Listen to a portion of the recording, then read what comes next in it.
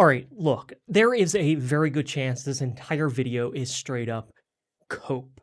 I don't like gratuitous gore and violence, and yet I don't really have a problem with The Boys. I hate when a show becomes little more than a corporate cash grab, milking audiences for every last penny. And yet, once I understood there was a 5-season plan from the start, I was locked in. So either there is something wrong with me, or everyone else is watching this show wrong? Yeah, there's definitely something wrong with me. And as if to prove that single fucking point, I famously love Jurassic World. God damn it, Crumbine. You realize you already have zero credibility, right? Like, we are going negative in the credibility department. This right here, this is why people don't watch your videos, dumbass! Yes, I said Jurassic World. The one with Chris Pratt and his raptor sidekicks. Bryce Dallas Howard running from Rexy in heels. And that glorious, magnificent Dino Kaiju smash 'em up finale. Mainly, I love creature features. Dinosaurs, monster movies, but Jurassic World pulled off something special in that it intentionally became the thing that it was critiquing. Okay, yeah. This video is entirely cope. Stick with me though. The Indominus Rex is introduced as a necessary evolution because audience were bored of real dinosaurs, a lazy trope that rang even more hollow 4 films later in Rebirth. Seriously, what the fuck? So, through genetic manipulations and mutations, these quote-unquote dinosaurs become distorted, bloated, ridiculous reflections of what they used to be. You know, just like Jurassic World is a distorted, bloated, ridiculous reflection of Jurassic Park. It is meta. But like, too meta? The movie knows exactly what it is doing. It knows it's the distorted, bloated, ridiculous, umpteenth sequel of a franchise that an evil corporation won't take off life support. Jurassic World, the Indominus Rex, and Chris Pratt's gang of action hero velociraptors are a mirror to the commercialized reality of franchise filmmaking. And when you watch Jurassic World through that lens, all the dumb shit, the paper-thin characters, the dumb plot points, it all just fades away under this gleeful meta commentary because you realize that is the whole point of the movie. I usually say that Jurassic World is simply just too meta for its own good, but I don't know, maybe it's just satire, you know?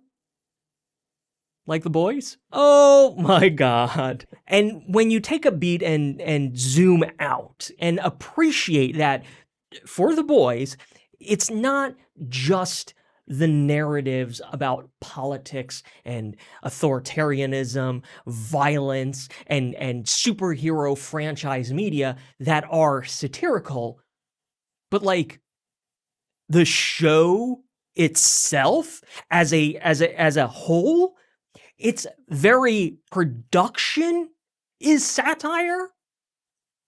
Well, that changes every single critique of the show. Oh, wait, hold on a second. That was That was good. That was kind of okay. It's like it's like a solid hook, or at least it would be if this entire fucking premise wasn't built on Jurassic World and sheer fucking stupidity. My name is Crumbite. I am a writer, filmmaker, creative masturbator. You are welcome to interpret that last part however you like. This is Emergency Creative, and no, The Boys didn't become that which it criticized, because it kinda always was.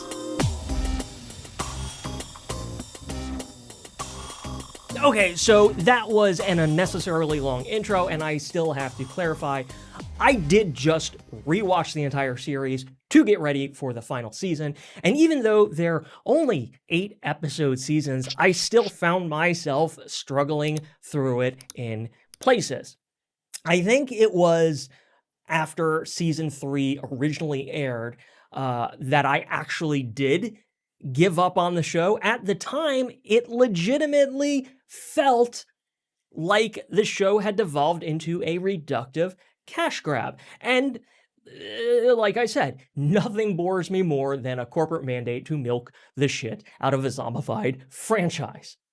But then there were two basic things I needed to contend with. The first was that somewhere between the original airing of season 3 and 4, I learned that Eric Kripke had a 5-season plan from the start. I have nothing but respect for that, and it made me want to sit back, take it easy, and just let the man cook. You know, as opposed to The Bear, which had arguably one of the best first seasons of television ever, and then became the living embodiment of corporate mandates and diminishing returns. Good God, that show is making me angry. The second thing I needed to contend with was a lot more personal. The Nazi punching politics, the body horror, the soapbox satire of it all. It was so deep in my own creative wheelhouse. I had already written my own novels that purely coincidentally shared the same themes. Abraham Owens is punched drunk and all out of fucks.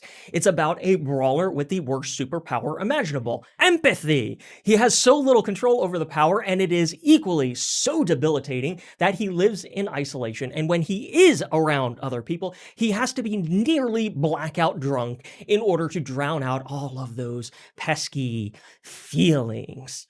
But he still has bills to pay and booze to buy, so he takes a job from a kid who just pulled himself out of the alt-right manosphere pipeline and who wants to try and save his girlfriend from said Nazis.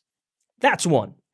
2 is called Don't Be a Monster, comma, Dick, exclamation point. And it is about a dude who's junk falls off, turns into a monster, and terrorizes the city. The monster dick jumps between male and female hosts. The story takes place at a military defense contractor, and there is a gubernatorial candidate campaigning on states' rights for weapons of mass destruction, which in case you didn't already know, are very illegal inside the United States. Because, for example, why the hell would Kansas need a ballistic missile? These are my own original stories. If you're interested, there's links in the description, and audio versions are right here, completely free on YouTube. My own stories, shit that I love. So, of course, The Boys television show exists very comfortably in my own personal creative wheelhouse. So, why the hell do the major critiques of this show still ring so true? Either Eric Kripke failed his 5-season strategy, which is entirely possible, don't get me wrong, or maybe I wasn't, zooming out enough to appreciate the meta-satirical craft embedded in the show's DNA. Because the truth is that the satire is, well, it's as sharp as ever, but when the things you're satirizing are so inherently dumb, Trump's narcissistic journey from idiot who bankrupts casinos to idiot who bankrupts the country, late-stage Marvel Cinematic Universe violence itself, when these things are so brain dead fucking dumb, and when you are satirizing these dumb things to point out how incredibly dumb they actually are, you inevitably have to embrace that overwhelming veneer of sheer dumbness. Because that is what happens when you hold a mirror up to something. So, are we watching the show wrong, or am I just a giant asshole? Don't answer that. I already know. Also, just because I'm an asshole doesn't mean you have to be one too. The buck has to stop somewhere, and it might as well be you anonymous YouTube commenter. Fuck. I am an asshole. Never mind. Like many TV shows, season 1 of The Boys is nearly perfect. That's it. That's the end of the video. Oh shit. No.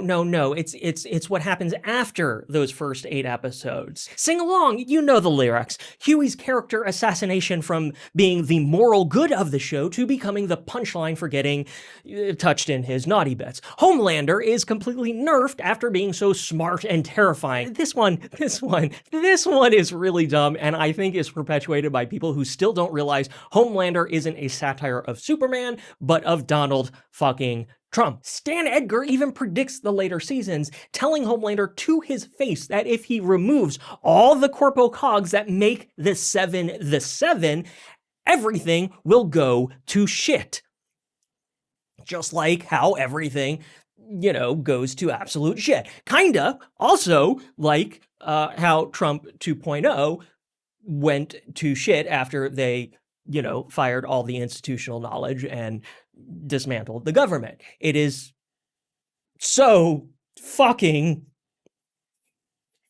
obvious. And the gore. Oh, the gore and the gross outs and edgy for the sake of edginess. In season 1, it was part and parcel of the plot. It made narrative sense. Then, after season 1, it seemed to become the whole point of the show. Never mind the plot, story, and narrative. Who needs that when we have heads popping like balloons? But seriously,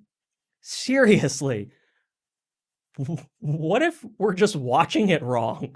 The Boys was never supposed to be peak superhero television. It was supposed to be peak satire of superheroes, which means satirizing everything involved with superhero franchise media. Politics, corporate culture and corporate media, violence, and the very nature of what this media ends up looking like in the first place, i.e. television shows and movies and sequels and threequels and whatever the fourth one is.